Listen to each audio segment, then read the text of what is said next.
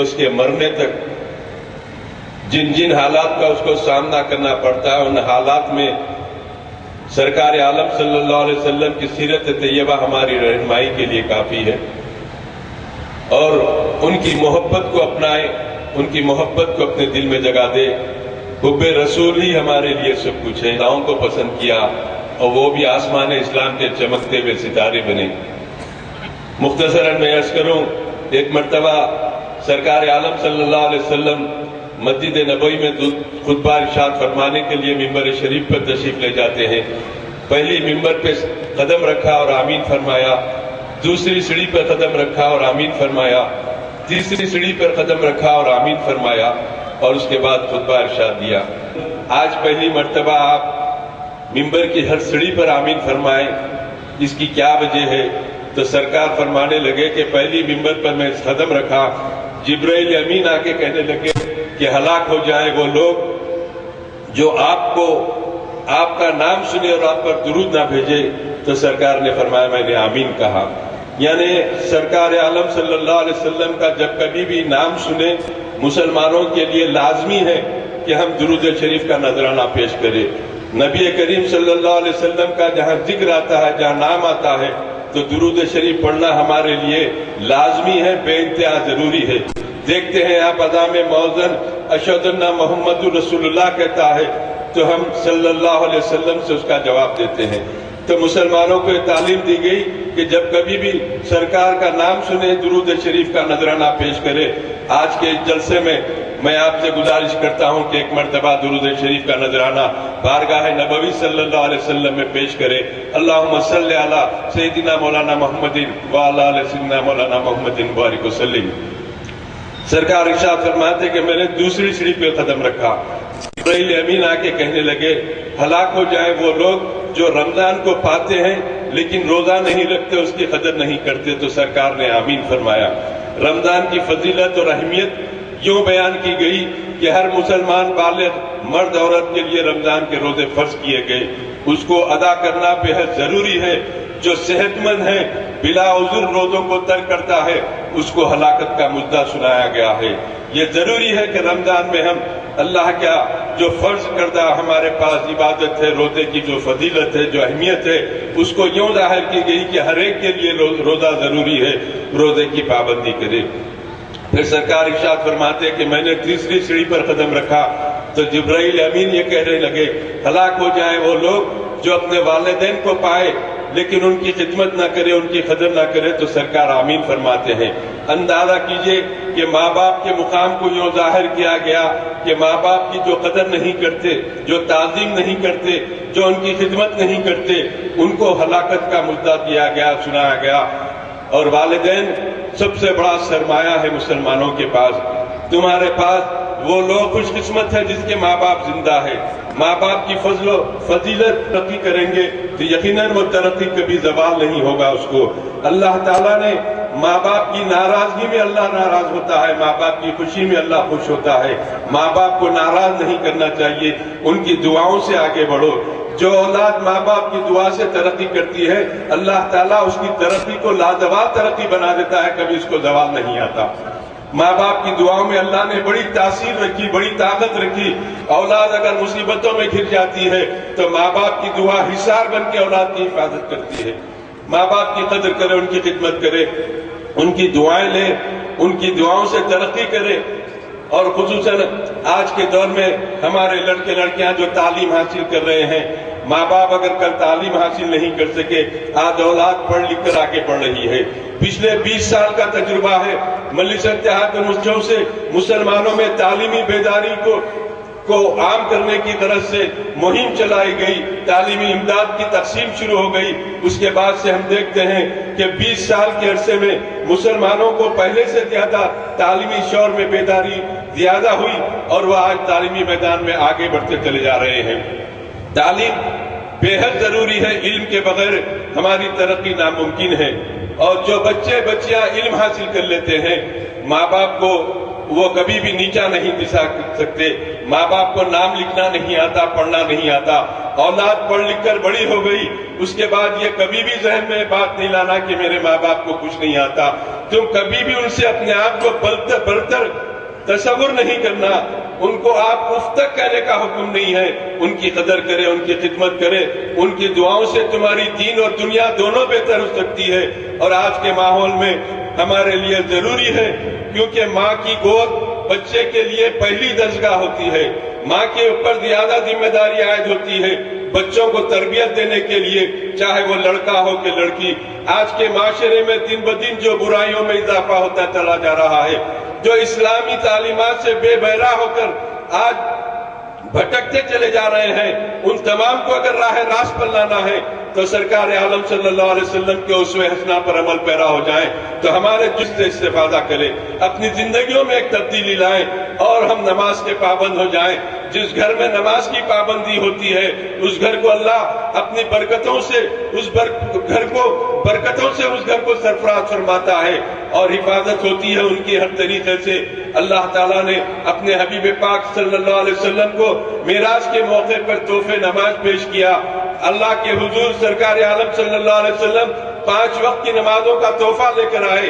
آج ہم کو چاہیے، ہم ان سے محبت کا دعویٰ کرتے ہیں تو دلیل پیش کرنی چاہیے، اور دلیل یہ ہے کہ ہم نماز کی پابندی کریں. محبوب سے محبت، محبوب کے حکم کی نافرمانی ایک مسلمان کے دل میں جمع نہیں ہو سکتی. ہم کو جس سے محبت ہے ہم ان کے ارشادات پر عمل پیرا ہو جائیں، یہی ہمارا مقصد ہے. آج مجلس اتحاد المسلمین کتاب و سنت کو کے راستوں پر چلتے ہوئے مسلمانوں کے اندر ایک سیاسی شعور کو بیدار کرنا چاہتی ہے. حالات انتہائی نامساوی ہوتے ہیں لیکن مقابلہ کیا جاتا ہے. ابتدا میں فخر ملت عبدالواحد اویسی صاحب نے جب مسلمانوں میں کشمہ پرسی کا عالم تھا، مجلس کے کارواں کو 1958 میں دوبارہ شروع کیا. لوگوں کے پاس کچھ نہیں تھا لیکن لوگ جوق در جوق مجلس کے ساتھ ہوتے گئے. یہ کارواں آگے بڑھتا گیا، مضبوط ہوتا گیا. 11 مہینے تک فخر ملت کو مشیر آباد جیل میں نظر بند کر کے رکھا، پھر رہا ہوئے.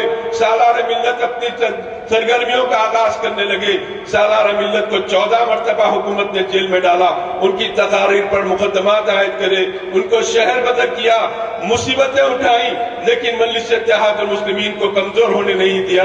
وہ اکیلے ہی چلے تھے جانب منزل، مگر لوگ بڑھتے گئے، کارواں بنتا گیا. سالار ملت نے اپنی قربانیوں کے ذریعے سے مجلس اتحاد المسلمین کو اس مقام پہ لایا. آج یہ اسٹیج سجا ہوا ہے، یہ تعلیمی عمارتیں دارالسلام میں آپ دیکھ رہے ہیں، یہ میڈیکل کالج، انجینئر کالج، وہ سالار ملت کی قربانیوں کا نتیجہ ہے. ایک طرف تھی ان کو کہ ہماری قوم کے بچے انجینئر بنے، ڈاکٹر بنے، تعلیم یافتہ بنے. انہوں نے اس کے لیے ایک تاریخی کارنامہ انجام. کوشش یہی ہوتی ہے کہ مسلمان کتاب و سنت کو اپناتے ہوئے اپنی زندگیوں میں ایک تبدیلی لائے، نماز کی پابندی کرے. نماز سب سے افضل عبادت ہے. سرکار کا ارشاد ہے، نماز میری آنکھوں کی ٹھنڈک ہے. جو لوگ نماز کی پابندی کرتے ہیں ان کو احساس ہے اس بات کا، سکون قلب اطمینان ہوتا ہے اور میسر ہوتا ہے، اور ان کے گھر کے حالات میں خوشحالی کی طرف گامزن ہوتے ہیں. عبادتوں کو جاری کرنے، نمازوں کو قائم کرنا وقت کا اہم ترین تقاضا ہے. میں آپ سے رخصت ہوتے ہوئے گزارش کروں گا کہ آپ اپنی دعاؤں میں مجلس اتحاد المسلمین کی کامیابی کے لیے دعا کریں، نقیب ملت کی عمر درازی کے لیے دعا کریں، حبیب ملت اکبر الدین اویسی صاحب کی صحت و سلامتی کے لیے دعا کریں، تمام مسلمانوں کے اندر اتحاد، ان کی خوشحالی، ان کی کامیابی کے لیے دعا کریں. یقیناً حالات بہت خراب ہیں، اس کا مقابلہ ہم کر رہے ہیں. ہمارے ساتھ کوئی دولت مند نہیں ہے، ہمارے ساتھ کوئی طاقت نہیں ہے. اگر ہمارے ساتھ کچھ ہے تو اللہ کی مدد ہے، سرکار کا صدقہ ہے کہ آج نامساوی حالات میں مجلس آگے بڑھتی چلی جا رہی ہے اور کامیابی کے مناظر کو طے کر رہی ہے. وقت کا تقاضا یہ ہے، میں خواتین سے یہ گزارش کروں گا کہ آپ اپنی دعاؤں میں مجلس کو یاد رکھیں. الیکشن کے دن آ رہے ہیں، آپ ایک دن کے لیے تکلیف کیجئے. 5 سال ہم تک آپ کے لیے خدمت کرتے ہیں. ایک دن آپ چند گھنٹے کے لیے، 1 گھنٹے 2 گھنٹے کے لیے سے نکلے اپنے ووٹ کا استعمال کیجئے۔ آپ اس بات کو جان لیجئے، ایک دن کی آپ کی محنت 5 سال میں ہم آپ کے لیے مصروف رہتے ہیں، ہم کو کوئی چندہ یا پیسہ نہیں چاہیے، صرف اپنے ووٹوں کی پولنگ کو بڑھائیے اور خواتین کے ووٹوں سے مجلس اتحاد المسلمین کی کامیابی میں خواتین کے ووٹوں کا بڑا دخل رہا ہے۔ میں گزارش کروں گا ان باتوں کا خیال کریں اور آخر میں سرکار عالم صلی اللہ علیہ وسلم کی ارشادات پر عمل کرتے ہوئے اپنی زندگیوں کو گزارے۔ وآخر دعوانا الحمدللہ رب العالمین۔ شاہدا ومبشرا ونذیرا وداعیا الی اللہ وسراجا منیرا وبشر المؤمنین بأن لهم من اللہ فضلا عظیما او کما قال تعالی فی کتابہ لائق صد عزت و احترام نگران جلسہ قائد ملت اسٹیج پہ تشریف فرما حضرت مولانا مفتی خلیل احمد صاحب دامت برکاتہم اور دیگر علماء کرام و قائدین، اللہ سبحانہ و تعالی کا احسان ہے اور اس کا فضل ہے اور اس کی نعمت ہے کہ اس نے ہم کو سب سے پہلے انسان بنایا اور پھر انسان بنانے کے ساتھ ساتھ اسلام کی نعمت اللہ سبحانہ و تعالیٰ نے ہم کو عطا فرمائی، اور اس سے بھی بڑا فضل یہ ہے کہ اللہ سبحانہ و تعالیٰ نے ہم کو امت محمدیہ علی صاحبہا افضل الصلاۃ والتحیہ میں پیدا فرمایا اور پیدا ہونے کا فخر عطا فرمایا۔ حضرت موسیٰ علیہ السلام کی قوم بنی اسرائیل کے بارے میں اللہ سبحانہ و تعالیٰ نے حضرت موسیٰ سے فرمایا کہ بنی اسرائیل سے کہو کہ وہ نبی آخر الزمان احمد علیہ السلام پر ایمان نہیں لائیں گے تو ان کو دوزخ میں ڈالا جائے گا۔ حضرت موسیٰ علیہ السلام نے عرض کیا کہ مولا تعالیٰ یہ کون ہے؟ تو فرمایا کہ یہ سب سے مکرم ذات گرامی ہے جو میرے پاس ہے۔ تو حضرت موسیٰ علیہ السلام نے گزارش کی کہ مولا تعالیٰ مجھے، جب اللہ تعالیٰ نے امت محمدیہ کی فضیلت بیان فرمائی تو حضرت موسیٰ علیہ السلام نے فرمایا کہ مجھے اس امت کا نبی بنایا جائے۔ اللہ تعالیٰ نے ارشاد فرمایا کہ اس امت کا نبی اسی امت سے ہوگا۔ اس پر حضرت موسیٰ علیہ السلام نے عرض کیا کہ پھر اس امت کا ایک امتی مجھے بنایا جائے۔ اللہ سبحانہ وتعالیٰ نے فرمایا کہ وہ تمہارے بعد ہونے والے ہیں، البتہ تم کو اور ان کو جنت میں دار الجلال میں جمع کیا جائے گا۔ کچھ تو بات تھی کہ حضرت موسیٰ علیہ السلام نے یہ تمنا فرمائی کہ ان کو امت محمدیہ کا فرد بنایا جائے۔ ہم کو اللہ سبحانہ و تعالیٰ نے بغیر ہمارے مانگے اور درخواست کیے کہ اس امت میں پیدا فرمایا، نہ ہم نے درخواست دی تھی نہ ہم نے کوئی کمال کیا تھا، اللہ تعالیٰ نے اس امت میں ہم کو پیدا فرمایا، اور یہ سب سے بڑا احسان فرمایا۔ اللہ تعالیٰ کی جو نعمتیں ہم پر ہیں وہ بے شمار ہیں۔ مادی نعمتوں کی کو اگر شمار کیا جائے تو اللہ سبحانہ و تعالیٰ خود ارشاد فرماتے ہیں وَإِن تَعُدُّوا نِعْمَةَ اللَّهِ لَا تُحْصُوهَا، کہ اگر تم اللہ کی نعمتوں کو شمار کرنا چاہو تو ہرگز شمار نہیں کر سکتے۔ اتنی نعمتیں اللہ سبحانہ و تعالیٰ نے ہم کو عطا فرمائی ہیں۔ بزرگوں نے لکھا ہے کہ بارش کے قطرے شمار میں نہیں آ سکتے، لیکن بارش کے قطرے اگر شمار میں لائے بھی جائیں تو اللہ سبحانہ و تعالیٰ کی نعمتوں کو شمار نہیں کیا جا سکتا۔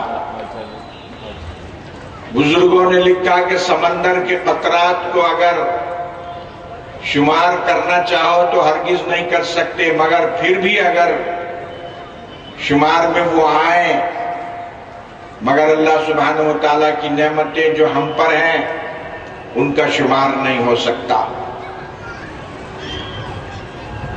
اللہ سبحانہ و تعالیٰ نے جہاں مادی نعمتوں سے ہم کو اتنا نوازا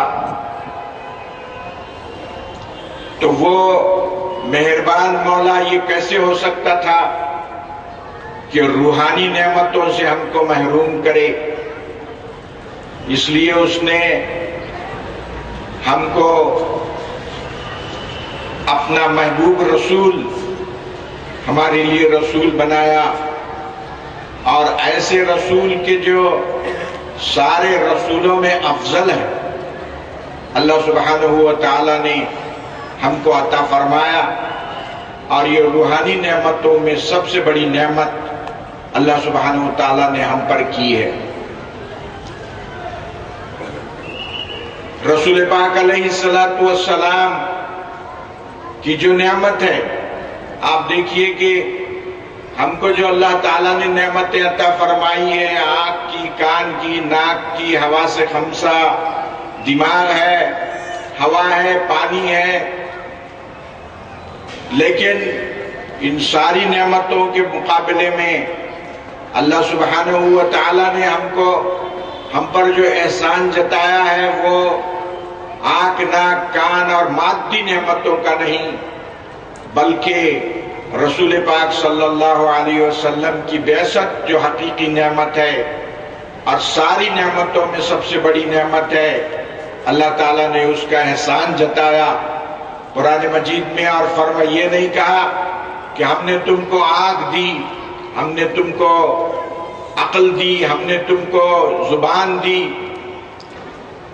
یہ ان نعمتوں کا احسان نہیں جتایا، بلکہ اللہ سبحانہ و تعالیٰ نے اگر احسان جتایا تو وہ ہے لَقَدْ مَنَّ اللَّهُ عَلَى الْمُؤْمِنِينَ إِذْ بَعَثَ فِيهِمْ رَسُولًا مِّنْهُمْ، کہ اللہ نے احسان کیا مومنوں پہ کہ ان کو رسول عطا فرمائے جو ان کو تعلیم و تزکیہ کی نعمتیں عطا فرماتے ہیں اور ان کی زندگیوں کو دنیا اور آخرت کی سعادت مند بناتے ہیں۔ یہ احسان اللہ سبحانہ و تعالیٰ نے ہم پر جتایا۔ حضرات و خواتین، اب ہماری ذمہ داری ہوتی ہے کہ جب اللہ سبحانہ و تعالیٰ نے اتنے عظیم الشان رسول ہم کو عطا فرمائے اور انہوں نے ہمارے لیے ہر لمحہ غم گساری کی، ہمارے مستقبل دنیا اور آخرت کو بہتر سے بہتر بنانے کے لیے مشقتیں اٹھائی، ہمارا فریضہ بنتا ہے، اور پھر روز محشر میں بھی وہ ہماری شفاعت فرمائیں گے۔ ارشاد فرمایا کہ اول شافع مشفع، کہ اللہ سبحانہ و تعالیٰ کی بارگاہ میں سب سے پہلا شفاعت کرنے والا رہوں گا کہ جن کی شفاعت قبول کی جائے گی۔ ارشاد فرمایا کہ سب سے پہلے میں جنت کا دروازہ کھٹکھٹاؤں گا اور سب سے پہلے میرے لیے جنت کا دروازہ کھولا جائے گا، اور فرمایا کہ میں اپنی امت کو سب سے پہلے لے کر جنت میں داخل ہوں گا۔ ہمارے رسول صلی اللہ علیہ وسلم کا جو مرتبہ ہے، ارشاد فرمایا کہ انا سید ولد آدم، آدم علیہ السلام کی اولاد میں سب کا سردار ہوں۔ بیدی لواء الحمد، میرے ہاتھ میں قیامت کے دن حمد کا جھنڈا ہوگا اور سارے انبیاء کا میں سردار رہوں گا۔ اللہ تعالیٰ نے آپ کو امام الانبیاء کا لقب عطا فرمایا، امت کے لیے روتے رہے، بے شمار تکلیفیں آپ نے برداشت کی۔ حضرت عائشہ رضی اللہ تعالی عنہا سے روایت ہے، فرماتی ہیں کہ اللہ کے رسول صلی اللہ علیہ وسلم رات بھر ایک ہی دعا دہراتے رہے، بار بار سجدے میں گر کر روتے رہے، اللہم ان تعذبہم فإنہم عبادک، اے اللہ اگر تو ان کو عذاب دے گا تو یہ کیا کر سکتے ہیں، یہ تو تیرے بندے ہی ٹھہرے، وَإِن تَغْفِرْ لَهُمْ فَإِنَّكَ أَنْتَ الْغَفُورُ الرَّحِيمُ، اور اگر آپ ان کو معاف ہی کر دیں تو آپ تو معاف کرنے والے اور رحم کرنے والے ہی ہیں۔ یہی دعا آپ رات بھر امت کے لیے دہراتے رہے۔ تو اب ہماری ذمہ داری کیا بنتی ہے کہ جب اللہ تعالیٰ نے اتنے عظیم الشان رسول ہم کو عطا فرمائے اور ہم کو ان کی امت میں بن مانگے ہماری کسی درخواست کے بغیر اللہ تعالیٰ نے ہم کو ان کی امت میں پیدا فرمایا، تو اب امت کی کیا ذمہ داری بنتی ہے؟ امت کی سب سے پہلی ذمہ داری یہ بنتی ہے کہ آپ پر ایمان لائیں اور آپ کی توقیر اور احترام و ادب کریں،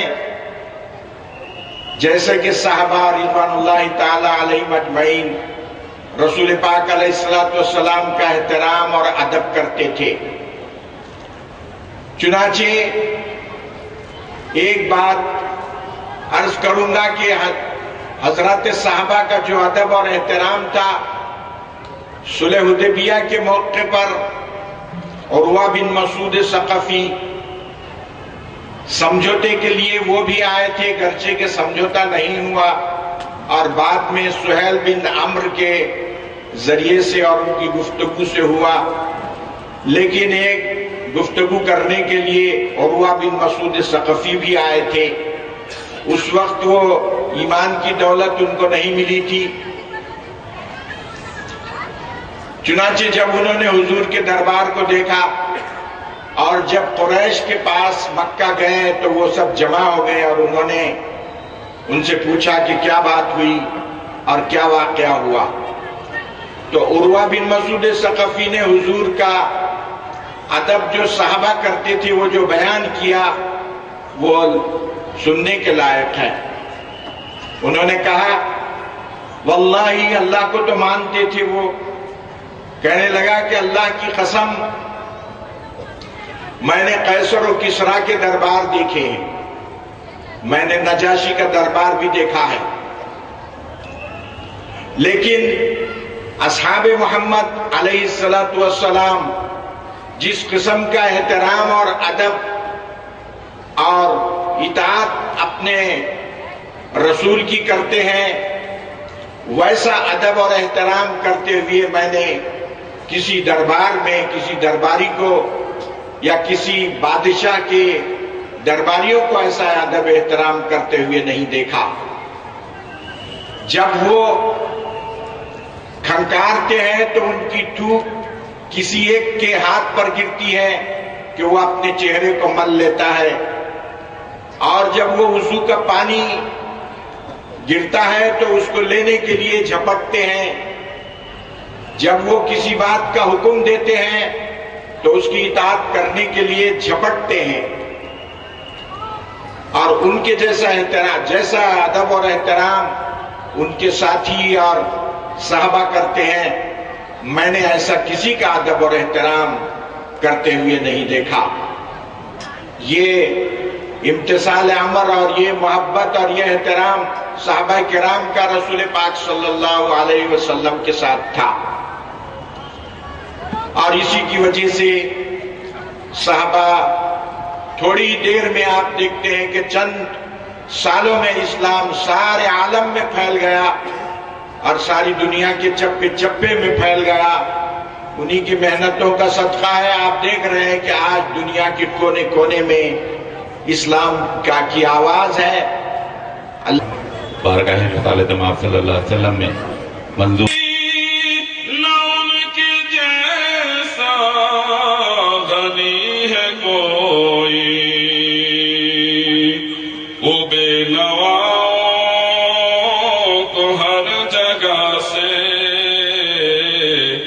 نوازتے ہیں بلا بلا کر، وہ بے نوا کو ہر جگہ سے نوازتے ہیں بلا، کرم ہے رحمت شعار کتنا، ہمارے جرموں کو دھو رہے ہیں حضور آنسو بہا بہا کر، ہمارے جرموں کو دھو رہے ہیں حضور آنسو بہا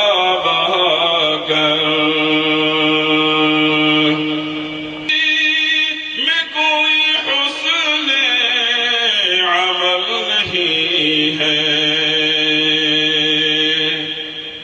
میں وہ بیکاری ہوں جس کی چولی،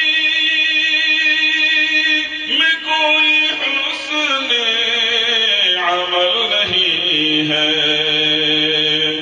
مگر وہ احسان کر رہے ہیں خطائیں میری چھپا چھپا۔ أفضل صلواتك وعدد معلوماتك وبارك وسلم۔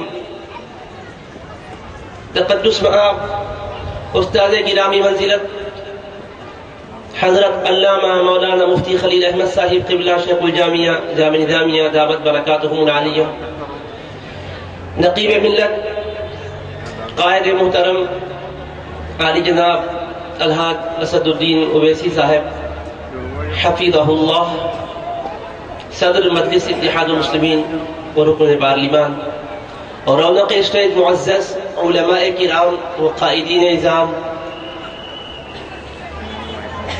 تقدس مآب ماؤں اور بہنوں،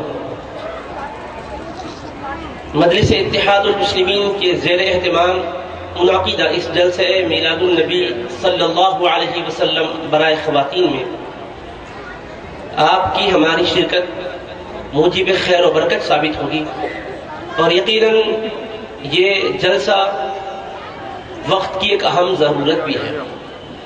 اللہ کے حبیب صلی اللہ تعالی علیہ وآلہ وصحبہ وسلم کی تعلیمات مقدسہ سے طبقہ خواتین و نسوان کو واقف کروانا نہایت ہی لازم اور ضروری ہے، کیونکہ ان کی آغوش سے پرورش پا کر ابھرنے والی نوخیز نسل دنیا کے اندر ایک امن و سلامتی کے ذریعے سے سال انقلاب برپا کر سکے گی۔ رب العالمین کے حبیب صلی اللہ تعالی علیہ وآلہ وصحبہ وسلم کو سارے عالموں کے لیے اس نے سراپا رحمت بنا کر بھیجا، وما ارسلناک الا رحمتا للعالمین، اے حبیب ہم نے آپ کو سارے جہانوں کے لیے مجسم رحمت بنا کر بھیجا ہے۔ حبیب کریم صلی اللہ علیہ وآلہ وسلم کی جلوہ گری سے پہلے دنیا میں جور و جفا، ظلم و ستم کا دورہ تھا، بطور خاص خواتین پر ظلم کی انتہا کی جا رہی تھی، حد تو یہ ہے کہ انہیں جینے کا تک حق نہ تھا. کسی کے گھر بیٹی پیدا ہوتی تو اس کو منحوس سمجھا جاتا اور اس کو زندہ درگور کرنے کی ناپاک مضمون صحیح کی جاتی. رب ذوالجلال نے جاہلیت کے اس فرسودہ دور کے تصورات کا تذکرہ کیا اور ان احوال کا تذکرہ کیا تو کلام مجید میں یوں فرمایا وَإِذَا بُشِّرَ أَحَدُهُم بِالْأُنثَىٰ ظَلَّ وَجْهُهُ مُسْوَدًّا وَهُوَ كَظِيمٌ يَتَوَارَىٰ مِنَ الْقَوْمِ مِنْ سُوءِ مَا بُشِّرَ بِهِ أَيُمْسِكُهُ عَلَىٰ هُونٍ أَمْ يَدُسُّهُ فِي التُّرَابِ أَلَا سَاءَ مَا يَحْكُمُونَ. جب ان میں سے کسی کو یہ خوشخبری دی جاتی کہ اس کے گھر لڑکی تولد ہوئی ہے تو اس کا چہرہ سیاہ ہو جاتا، وہ غصے سے بھرا ہوا ہوتا، قوم کے سامنے آنے سے وہ شرماتا کیونکہ بڑی بری خبر ملی ہے کہ میرے گھر بیٹی پیدا ہوئی ہے.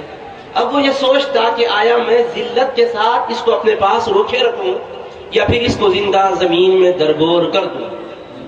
رب العالمین فرماتا ہے الا ساء ما يحكمون، کیا برا یہ فیصلہ کرتے تھے اور اقدام کرتے تھے. یہی ماحول تھا. رب ذوالجلال کی رحمت کے دریا کو جوش آیا، اس نے پردہ غیب سے اس کائنات میں اپنے محبوب پاک علیہ السلام کو جلوگر فرمایا. وہ حبیب کریم علیہ السلام کیا جلوگر ہوئے، کائنات میں امن و سلامتی کی لہریں دوڑا دی اور بطور خاص طبقہ نسواں پر ایسا کرم ہوا کہ جس سال رسول کریم علیہ السلام کی میلاد پاک کا رب نے فیصلہ کر دیا تھا اس سال پوری دنیا بھر کی خواتین کے گھر بیٹے پیدا ہوئے. جیسا کہ امام جلال الدین سیوطی رحمۃ اللہ علیہ خصائص کبریٰ میں اور امام قسطلانی شارح بخاری مواہب لدنیا میں روایت ذکر کرتے ہیں وَكَانَ قَدْ أَذِنَ اللَّهُ تَعَالَى تِلْكَ السَّنَةِ لِنِسَاءِ الدُّنْيَا أَن يَحْمِلْنَ ذُكُورًا كَرَامَةً لِمُحَمَّدٍ صلی اللہ علیہ وسلم. رب العالمین نے محبوب کی میلاد کے ساتھ دنیا بھر کی خواتین کے نصیب میں لڑکے ہی مقدر کر دیے حبیب پاک کی جلوگری کے اعزاز میں. کیوں؟ اگر لڑکیاں پیدا ہوتی تو دستور عرب کے مطابق زندہ درگور کی جاتی تھی. رب تبارک و تعالیٰ یہ چاہتا تھا کہ میرے محبوب آ رہے ہیں، حبیب کی آمد کے سال کسی کے گھر میں ماتم نہ ہو، کسی کے گھر میں رنج نہ ہو، غم نہ ہو اور کہیں کسی پر ظلم نہ ہو. تو رب ذوالجلال نے بیٹے دے کر خوشیوں سے مالا مال کیا. جب حبیب پاک تشریف لائے، میری مقدس ماں اور بہنوں، حضور پاک علیہ السلام کے احسان کو نہ بھولو. اللہ پاک کے حبیب کی شریعت سے آج تمہیں برگشتہ کرنے کی کوشش کی جاتی ہے. آج دنیا کے دستور کو سامنے رکھ کر اسلام کے پاکیزہ نظام پر عمارت کیا جاتا ہے اور مختلف اعتبارات سے تمہارے ذہنوں میں شبہات و شبہات اسلام اور پیغمبر اسلام کے حوالے سے پیدا کیے جاتے ہیں تاکہ تمہارے ذہن اگر پراگندہ ہو جائے تو پھر تم جو بچوں کی تربیت کر رہی ہو اس میں غلط رخ پر ان کو ڈال دو گی، پھر وہ نام کے مسلمان رہیں گے اور اسلام حقیقی معنی میں ان سے رخصت ہو جائے گا. عزیز بہنوں، اللہ کے محبوب تشریف لا کر بہت عظیم ہم پر کرم فرمایا ہے. پہلی مرتبہ دنیا کو آپ کا جو فیض ملا وہ کیا ملا؟ آپ جیسے ہی تشریف لائے ولادت باسعادت ہوئی تو اللہ کے محبوب علیہ السلام کی ولادت کی خوشخبری سویبہ ابو لہب کو جا کر دی. ابو لہب نے ولادت کی خوشخبری میں سویبہ باندھی کو اپنی آزاد کر دیا. ابو لہب آزاد کرنے والا کون تھا؟ یہ تو رب تبارک و تعالیٰ دنیا کو دکھانا چاہتا تھا کہ میرے حبیب جلوگر ہوئے، ابھی نبوت و رسالت کے فیوز سے تو امت کو فیضیاب بعد میں کریں گے، قرآن کی آیتیں پڑھ کر بعد میں سنائیں گے، مگر پہلے مرحلے سے دنیا کو یہ ذہن مل رہا ہے کہ دنیا کی خواتین اب تک تم باندھی کی زندگی گزار رہی تھی، اب رحمت للعالمین آ کر تمہاری آزادی کا انتظام فرما رہے ہیں. اس طرح حبیب پاک علیہ السلام کے دم قدم کی برکت سے ایک سویبہ کو کی آزادی ملی. قیامت تک آنے والی خواتین کو قید غلامی سے آزادی کا عظیم ترین درس اور سبق مل گیا. یہ رحمت للعالمین علیہ السلام کا احسان.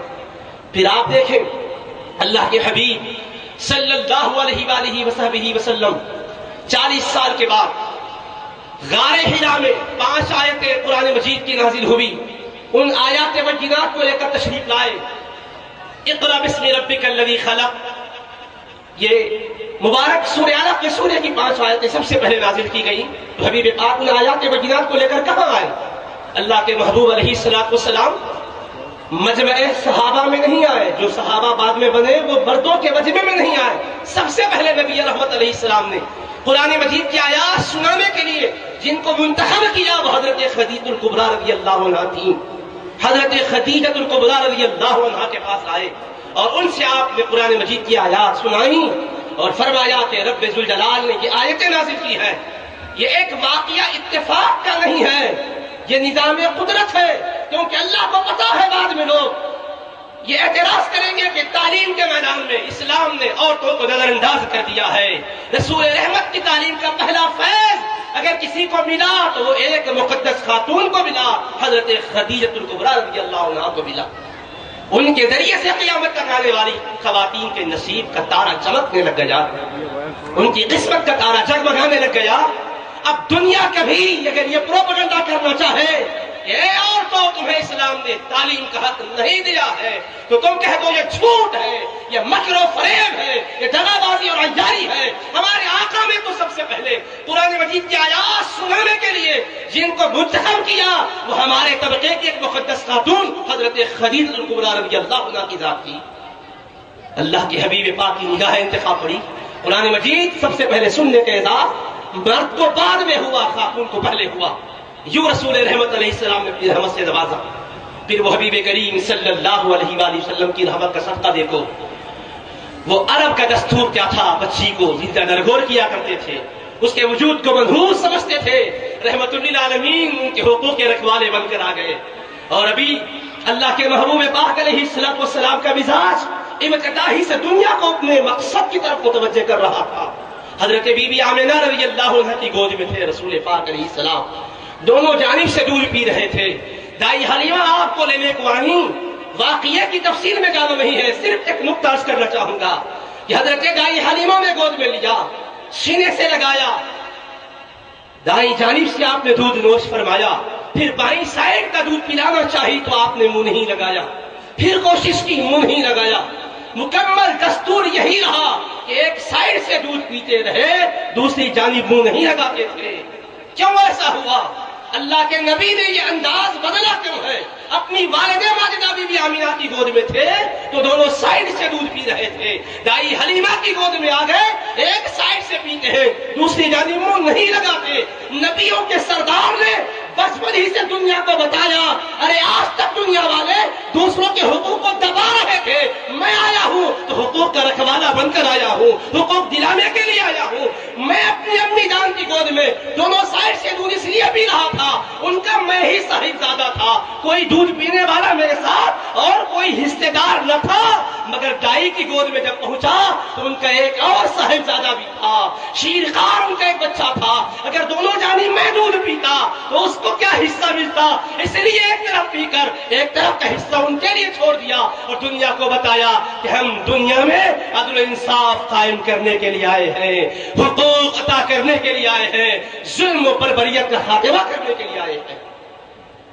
قربان جاؤ رسول رحمت صلی اللہ علیہ وسلم کی تعلیمات رحمت پر، فرمودات کے ذریعے سے تو بعد میں نوازا، اپنے کردار کے ذریعے سے دنیا کو پہلے درس دیا۔ جو 40 سالہ دور خاموش اپنے کردار کے ذریعے سے تبلیغ کر رہا، اپنے عادات و اطوار کے ذریعے سے نفاست و پاکیزگی کا درس دیتے رہے، محبت و الفت کا درس دیتے رہے، وعدہ وفائی کا درس دیتے رہے۔ اسی عہد کا واقعہ ہے، ایک شخص نے آپ سے معاملہ کیا اور معاملے میں اس نے کہا کہ میں ابھی آتا ہوں پیسے لے کر، اور وہ چلا گیا، اتفاق سے وہ بھول گیا۔ اللہ کی حبیب علیہ السلام اس کے انتظار میں ٹھہرے رہے، کیونکہ اس نے وعدہ کیا ہے۔ آتا ہوں کہا، آپ نے کہا ٹھیک ہے میں ٹھہرتا ہوں، فرمایا رک گئے۔ 1 گھنٹہ 2 گھنٹے 3 4 گھنٹے گزرے، وہ نہیں آیا۔ 1 دن گزر گیا، نہیں آیا۔ دوسرا دن گزر گیا، وہ نہیں آیا۔ تیسرا دن گزر گیا، کامل 3 دن گزر گئے۔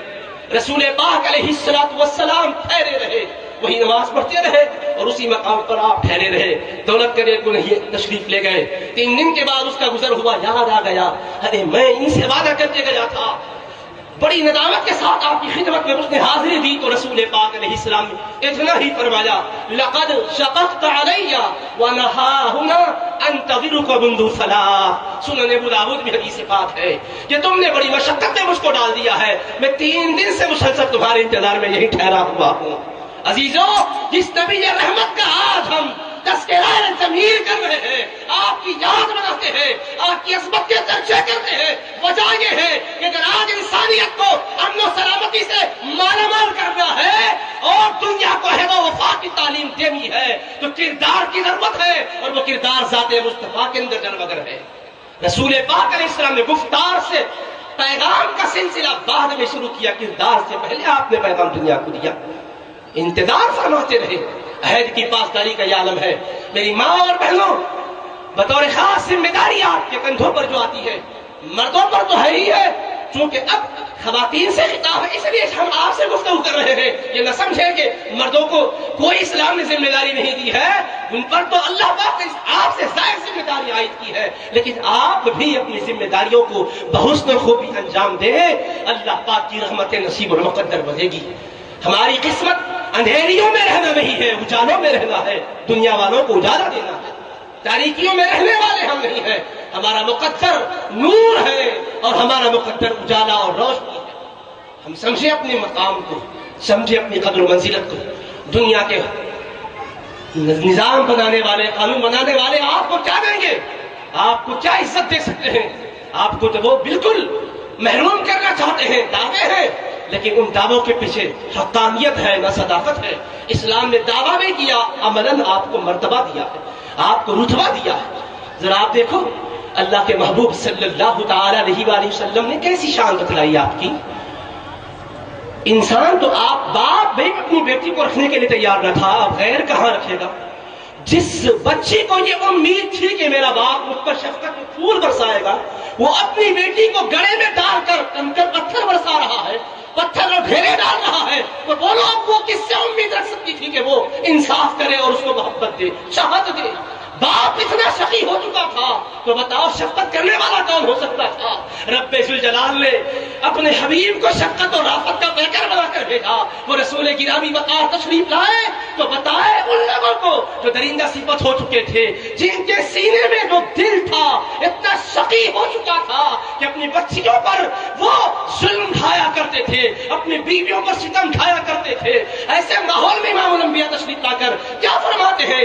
कंजुल उम्माल में हदीस पाक है, बेटी जिस घर में पैदा होती है वो घर को मनहूस समझा जाता था, बच्ची को खत्म किया जाता था। आका फरमाने लगे, इरशाद फरमाने लगे, जब किसी जब किसी शख्स को बेटी पैदा होती है, बअसल्लाहु इलैहि मलाइकतन, अल्लाह पाक उसके पास फरिश्तों की जमात को भेजता है। अब देखो, रसूल पाक अलैहिस्सलाम ज़हन बना रहे हैं, माहौल को जो तीरा बतार हो चुका था रोशन और मुनव्वर फरमा रहे हैं। फरमाया बेटी पैदा होती है तो अल्लाह फरिश्तों की जमात को भेजता है। जिस घर लड़की पैदा हुई, नूरानी फरिश्तों की जमात आती है। और कैसे? यक्सुनहा बिअजनिहतिहिम, अपने बाजुओं में उस प्यारी बेटी जो पैदा हुई है उसको लिए हुए होते हैं। वयमसहुना अला रासिहा, और वो फरिश्ते अपने मुकद्दस बाजुओं को उस बच्ची के सिर पर फेरते हैं और उसको बरकतों में सजाकर दुल्हन बनाकर घर वालों के हवाले करते हैं। और रब्बे जुल जलाल की बारगाह से पैगाम आता है, अस्सलामु अलैकुम अहलल बैत, ऐ वो घर वालों जिनमें बेटी पैदा हुई, मुबारक हो, खुदा की सलामती तुम्हारा नसीब बन गई है, अल्लाह की रहमत तुम्हारा मुकद्दर बन चुकी है, सलामती रहमत और बरकत तुम्हारा नसीब है। ये खुशखबरी लेकर फरिश्ते आते हैं। घर वालों को क्या पता कि बच्ची क्या लेकर आ रही है? इमामुल अंबिया फरमाते हैं कि वो खुदा का सलाम लेकर आती है, खुदा की रहमत लेकर आती है, बरकतें लेकर आती है, और फरिश्तों की नूरानी जमात उसके साथ आती है। और रब्बे जुल जलाल के फरिश्ते कहते हैं, ज़ईफ़तुन खरजत मिन ज़ईफ़तिन, एक कमजोर जान है, एक कमजोर जान से पैदा हुई है। जहन बनाया जा रहा है मुआशरे का, इस बच्ची पर जुल्म न करो, ये कमजोर जान है, एक कमजोर जान से पैदा हुई है। अब इसकी माँ की गोद से छीन कर उसके दिल को मजरू न करना। वो 9 महीने बड़ी मशक्कत से इसको अपने पेट में रखी है और जजगी की तकलीफ को सही है, अब इसको जन्म दी है, उसकी ममता ये गवारा नहीं कर सकती कि इस पर जुल्म किया जाए। ये कमजोर जान है, इस पर रहम करो, ये कमजोर जान है, इस पर तरस اور آقا فرماتے ہیں اللہ کی طرف سے فرشتے یہ میسج لاتے ہیں القیم علیہا معان الی یوم القیامہ، کہ جو اس بچی کی نگہداشت کریں گے، جو اس کا خیال رکھیں گے، جو اس کو شفقتوں محبتوں سے دیکھیں گے، خواہ باپ ہو یا چچا ہو یا نانا ہو یا دادا ہو یا خاندان کے خیش و قارب ہو، کوئی بھی ہو، جو اس کا خیال رکھیں گے، اس کی خدمت کریں گے، تو سمجھو کہ اس کی خدمت کرنے والا خدمت کر کے اپنا بھلا کر رہا ہے۔ معان الی یوم القیامہ، یہ بچی اللہ کی مدد لے کر آئی ہے، جو خدمت کرے گا مدد قیامت تک اس کا نصیب بنے گی۔ اللہ کے محبوب نے میری بہنوں اتنا اونچا مقام بتایا۔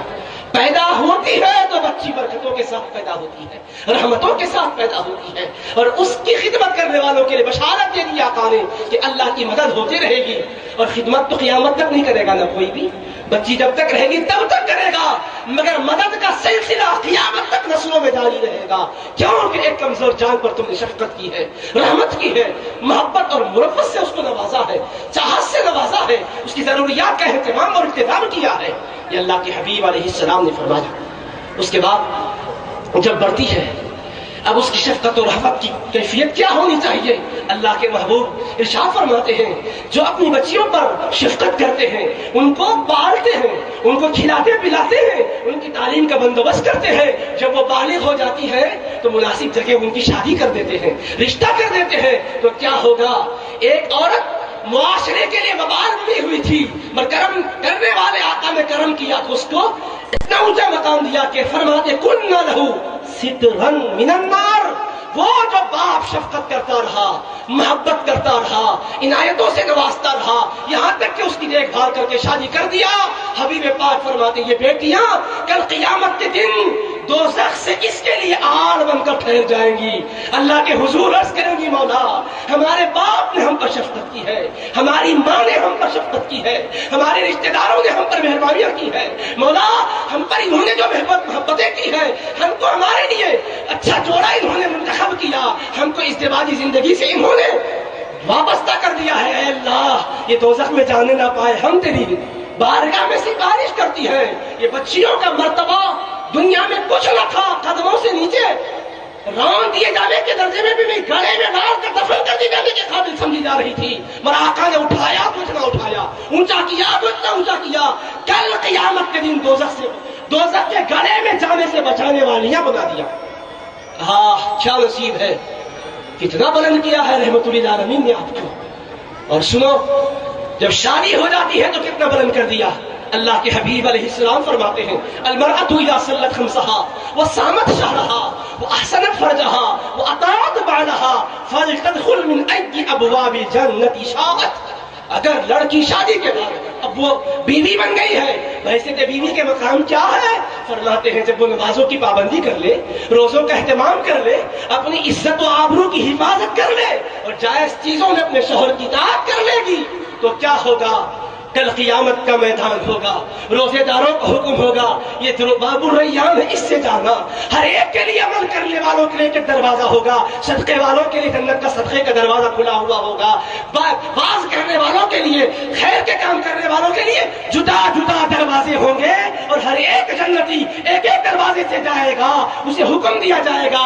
مگر میری ماں اب تمہارا مرتبہ سن لو، حضور پاک علیہ السلام فرماتے ہیں جنت کے 8 دروازے کھلے رکھے جائیں گے، جنت کا ایک دروازہ مقرر نہیں کیا جائے گا آپ کے لیے، پورے دروازے کھول دیے جائیں گے، اور آپ سے کہا جائے گا فلتدخل من ای ابواب الجنة شاءت، جس دروازے سے تو جانا چاہتی ہے جنت میں چلی جا، تجھے کوئی روکنے والا ہے نہ ٹوکنے والا۔ کیا شان و مرتبہ ہے، امام الانبیاء کا فیض دیکھو کہ جنت کے 8 دروازے کھلوا دیے، اور فرماتے ہیں کہ اس سے کہا جائے گا جس دروازے سے چاہے تو داخل ہو جا۔ اور جب شادی کے بعد ماں بن جاتی ہے تو اس کے بارے میں میرے آقا فرماتے ہیں صلی اللہ علیہ وسلم الجنت تحت اقدام الامہات، جنت ماؤں کے قدموں تلے ہے۔ بار بار اس حدیث کو سنتے ہو میری ماں اور بہنوں، اس کے مفہوم اور معنی پر غور کرو کہ جنت کو آقا نے جو جنت کے نماز نماز پڑھنے والوں کو ملے گی، روزہ رکھنے والوں کو ملے گی، زکات دینے والوں کو ملے گی، خیر خیرات کرنے والوں کو ملے گی، دعوت و ارشاد کا کام کرنے والوں کو ملے گی۔ ہر عمل کا صلہ قرآن نے بتلایا ہے کہ جنت ہے۔ وبشر الذین آمنوا وعملوا الصالحات بأن لهم جنات، ایمان والے، عمل صالح کرنے والے خوش نصیبوں کو خوشخبری دیجیے، ان کے لیے جنت کے باغات ہیں۔ تو جس جنت کا مشتاق قرآن میں دیا گیا ہے، وہ جنت کہاں ہے؟ حضور پاک علیہ السلام فرماتے ہیں ماؤں کے قدموں کے نیچے ہے، ماؤں کے سروں کے اوپر ہے، نہیں فرمایا فوق رؤوس الامہات، ان کے سروں کے اوپر جنت کا سائبان ہے، یہ جنت کے سائے میں چلتی ہے۔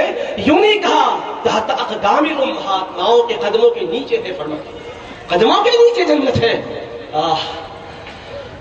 اتنا اونچا کیا رحمت للعالمین نے کہ جنت کو آپ کے قدموں کے نیچے بتلایا۔ مطلب کیا ہے؟ فضیلت کا ایک عظیم پہلو ہے۔ دنیا کے اندر جتنے رشتے ناتے ہیں وہ امپورٹنٹ نہیں ہے۔ بہن کا رشتہ ہر ایک کے لیے نہیں ہوگا۔ باپ کو بیٹی ہوگی تو اس کے لیے بہن بنے گی، ماں کی کوئی بہن ہوگی تو خالہ بنے گی، باپ کی کوئی بہن ہوگی تو پھوپھی بنے گی، مگر ہر ایک کے لیے بہن نہیں ہے، ہر ایک کی پھوپھی خالہ نہیں ہوتی ہے۔ مگر کوئی ایسا مرد بتاؤ جس کی ماں نہ ہو۔ حضرت عیسیٰ علیہ السلام کے باپ تو نہیں ہے، مگر بی بی مریم ان کی امی جان ہے۔ تو گویا اللہ نے حضرت آدم علیہ السلام کے بعد، حضرت حوا کے بعد یہ سلسلہ طے کر دیا کہ کوئی بچہ بغیر ماں کے نہیں آتا۔ تو کوئی بھی مرد، چاہے وہ قائد ہو یا عالم ہو، چاہے حاکم ہو یا محکوم ہو، چاہے عام ہو یا خاص ہو، چاہے شاہ ہو یا گدا ہو، چاہے وہ جاہل ہو یا پڑھا لکھا ہو، جو بھی ہوگا مرد، اس کے لیے ماں ہونا ضروری ہے۔ تو اس کی جنت کو اللہ نے ایک عورت کے قدموں کے نیچے کر دیا، حضور کے فرمان کی وجہ سے۔ اتنا اونچا مقام، اتنا بڑا درجہ۔ اور پھر آخری بات سنیے، یہ جو فضیلت اللہ کے محبوب نے بتلائی ہے کہ ماں کے قدموں کے نیچے جنت ہے، اس میں بڑی ذمہ داری بھی ہے کہ قدموں کے نیچے جنت ہے تو اپنے بچوں کو دوزخ میں نہ بھیجنا، اپنی بچیوں کو جہنم کے حقدار نہ بنانا۔ جنت کہیں اور سے لانے کی ضرورت نہیں، وہ تو تمہارے پاس ہے۔ اچھی تربیت کرو، اچھی تعلیم کا نظم کرو، اخلاق حسنہ کی تعلیم دو، خود بھی اسلام کے احکام پر عمل کرنے والی بن کر رہو۔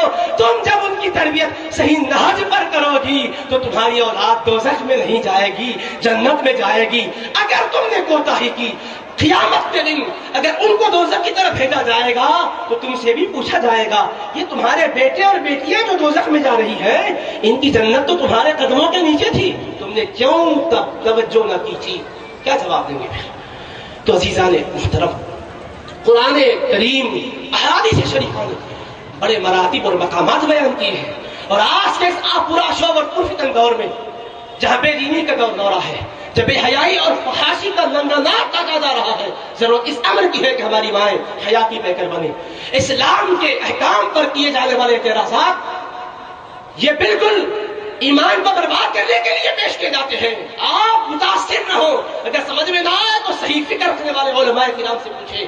الحمدللہ ہمارے دکن کی سرزمین زرخیز سرزمین ہے، علماء کی سرزمین ہے، اولیاء کی سرزمین ہے، اور ایک انتہائی معروف و مشہور مقبول بارگاہ مصطفیٰ درسگاہ جامعہ نظامیہ موجود ہے، جہاں کے مفتیان کرام کی علماء اعظام کی سرپرستی حاصل ہے۔ علمی اعتبار سے دوست میری بہنوں، پروپیگنڈوں کا شکار ہرگز نہ ہو۔ ایک پروپیگنڈا جو کیا جاتا ہے مثال پردے کے حوالے سے، یا عورت کو قید کر دیا گیا، پردے کی پابندی لگا دی گئی۔ میری ماں اور بہنوں، یہ پردہ تمہاری عظمت کی حفاظت کے لیے ہے، تمہارے تقدس کی حفاظت کے لیے ہے۔ تم اپنے باڈی پر نگاہ دوڑاؤ۔ انسان کو اللہ نے جو پیدا کیا، اس کے چہرے میں آنکھ بھی ہے، ناک بھی ہے، ہونٹ بھی ہے، رخسار بھی ہے، کان بھی ہے، ہاتھ پاؤں سب کچھ ہے، لیکن پورے وجود میں سب سے اعلیٰ حصہ اگر ہے تو وہ کون سا ہے؟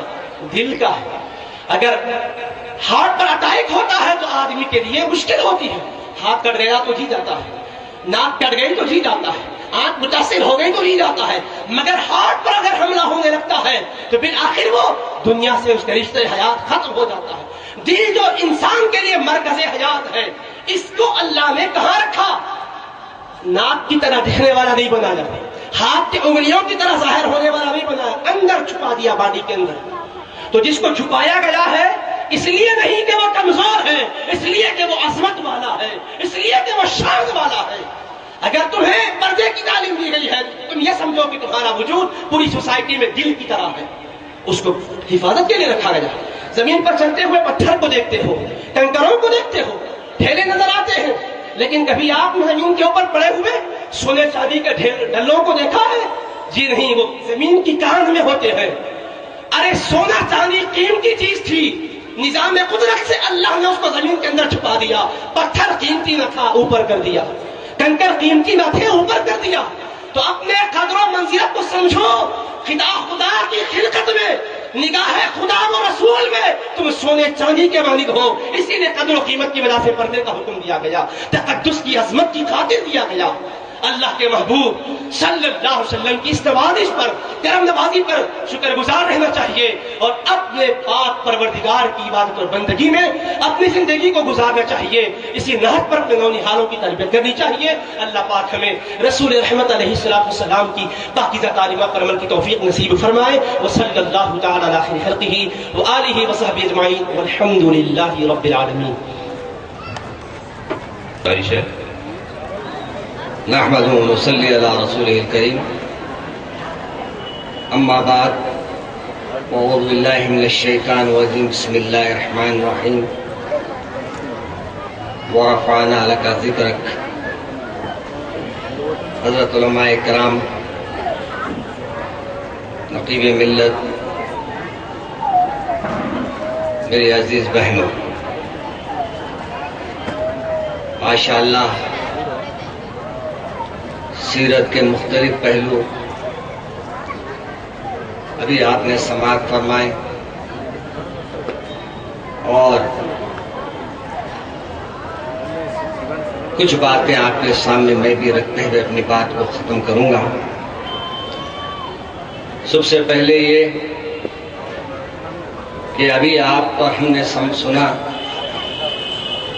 کہ اللہ کے فضل و کرم سے آپ کو اللہ تبارک و تعالیٰ نے وہ مقام عطا فرمایا کہ آپ قرآن پاک کو سب سے پہلے سننے والے خواتین میں، یعنی خاتونوں میں ایک ہے۔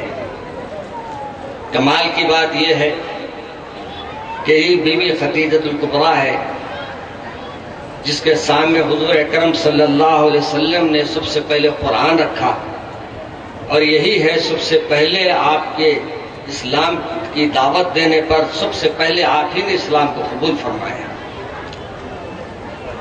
عورتوں کا مقام کوئی پیچھے نہیں ہے۔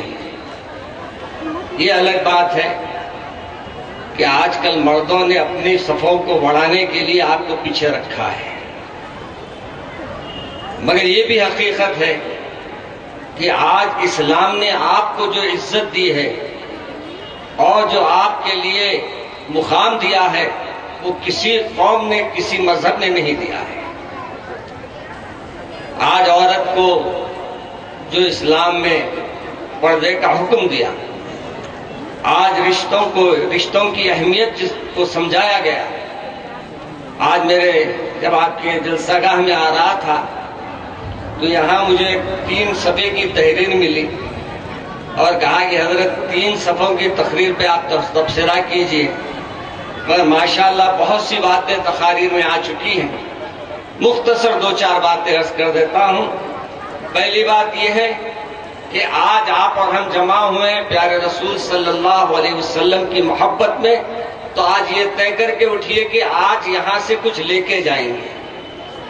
آج یہاں سے پیارے رسول صلی اللہ علیہ وسلم کی جو زندگی کے حالات آپ کے سامنے آئے ہیں، اور جو پیارے رسول صلی اللہ علیہ وسلم کی زندگی کے ساتھ پیارے رسول صلی اللہ علیہ وسلم نے جو باتیں ہم کو بتائی ہیں، وہ نہ صرف ہم کو عمل کرنے کی ضرورت ہے بلکہ عمل بھی کرنا ہے، عمل کی دعوت بھی دینا ہے۔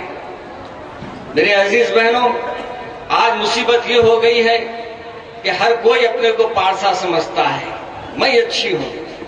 جب انسان اپنے آپ کو اچھا سمجھنے لگتا ہے تو یقیناً دوسرے کو برا سمجھنے لگتا ہے۔